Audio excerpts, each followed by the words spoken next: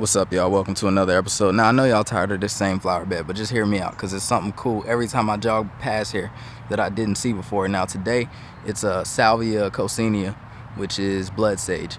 All right, now you see here, if I can get my camera to focus, it has these kind of labiate flowers.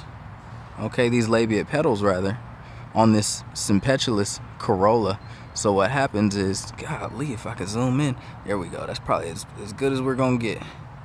Honestly, there we go. All right, so pollinators will come by here, and the nectar's all the way down here. So specifically, hummingbirds with those specialized beaks that they have, and they'll go for the nectar. And what happens is they'll go for the nectar, and you see the stamens at the end right here. They'll go for the nectar, and they'll hit that spot every time. They'll go for the nectar and hit that spot. Fellas, take notes. So what's gonna happen is it's gonna cause pollination, obviously. Now you see these flowers are kind of growing on this racemose, this terminal inflorescence, and there's no pedicle. They're just coming directly off the spike. So that's cool. You can see on this zoom a little bit, there's also a long style at the end, and we'll talk about that too. But yeah, that's about it. So boom, here's a closer look. On the bottom end, you see the stamens. There's two stamens, and then you got a long style with the stigma at the end.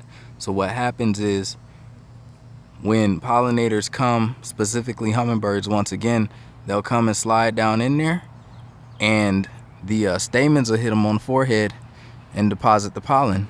And then when they go to the next flower, their forehead will hit that long style. You see they're right next to each other, and that'll pollinate the plant. So it's a real simple system, and it's pretty efficient. So yeah, let's keep it moving. Before I go, I just gotta say, okay, so this plant is in Lamiaceae, the mint family, as you can tell by the square stalk and the opposite leaves. Boom. But even though sage is in the name, you know, salvia, that's a good shot.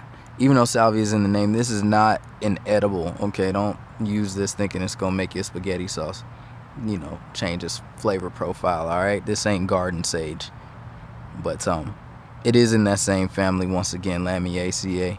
Lamiaceae is distinguished by these square stalks, these alternate leaves, and is normally aromatic. This one isn't. It's not so much. It kind of smells like a sage, but not really. But yeah, don't just go around picking this thinking it's gonna make your spaghetti sauce taste good. It's not. So look, I've been at the park practicing. Here's a little shrine I be practicing at. I know, real anime like, right? I've been practicing this 540 spinning hook kick, which is so not a move that you would ever do in an actual fight. It's not practical at all. But look at my neighbor Totoro looking bench. It's not a practical move at all, but it's just a fun little move to do. You know, you and your homies done been in the gym, you feel me, after a long day of doing drills and all of that, and now you just vibing. You know how you get in that, if you're a martial artist, you know how you get in that little mindset, start doing tricks and whatnot. So I've been practicing that, but I came past this little Ocnacerulata right here, and I felt like it was a good time to talk about it because, as you can see, the flowers are starting to become fertilized, and the fruits are coming up.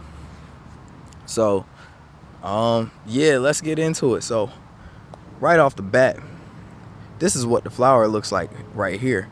So you're thinking to yourself, right, why, if the flower looked like this, what is this right here? Well, believe it or not, this red part is actually the sepals. You see that? You see the calyx right there? That's actually the sepals. After the flower gets fertilized, if I can show you, these are what the sepals look like. Once the fruit starts to ripen, the sepals turn into this. It's kind of crazy, right?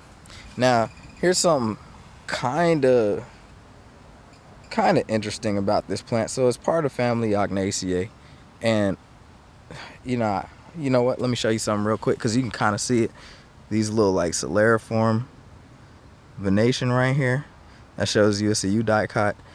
I mean, y'all already know like monocots and eudicots and all of that. We could talk about it in another video because I feel like that's a subject on its own. But you know, one way I can tell if something's like a eudicot or a monocot, and this isn't the only way because there's always exceptions, but the veining structure and the branching structure are usually dead giveaways.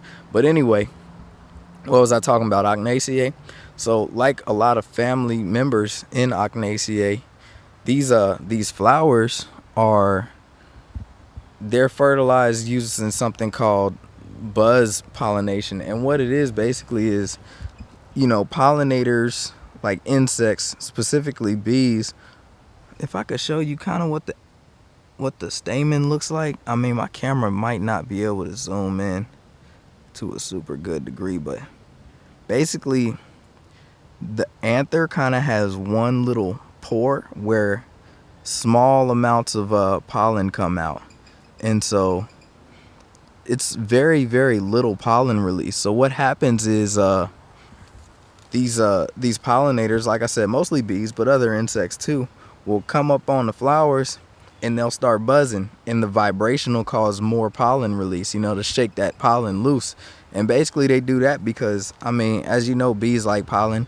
There's a lot of protein in it. They like to eat it. They like to feed it to their larvae and whatnot. And so they shake that pollen loose. They eat their fill. They get all covered in it, just gluttonous. And then they move on to the next thing. And that's how pollination kind of works. So it's kind of a cool evolutionary feature. And it's not in just Ocnaceae, but a lot of the plants in family Ocnaceae are plants that utilize that system of pollination. I wish some of the fruits were ripe so I could show y'all what the ripe fruit looks like. Oh, it's about to start pissing outside. That's about the closest one right there. Nah, not even. So they call this a Mickey Mouse plant, and the reason why is because, as you can see, as we talked about, the sepals will turn that bright red color, but then when the fruits ripen, they'll turn black. So it's kind of like Mickey Mouse colors. I mean, I don't know who came up with that name. I felt like they could have done better, but it's kind of lit.